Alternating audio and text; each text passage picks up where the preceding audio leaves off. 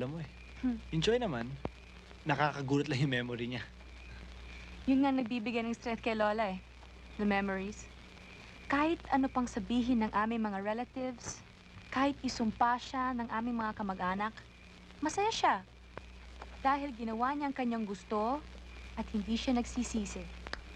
Madalas nga niyang sabihin na habang bata pa ang tao, may karapatang magkamali. Kaya naman siguro ganyan siya, di ba? Katawan lang niya tumanda, hindi pag-iisip.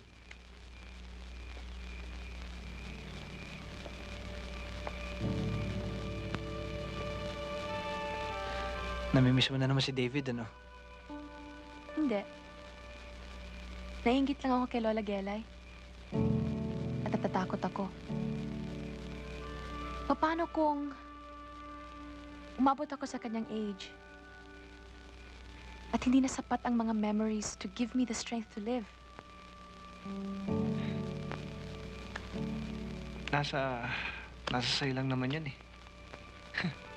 Tayo lang naman gumagawa ng buhay natin. Hindi ako katulad ni Lola Gelay. Tuwag ako.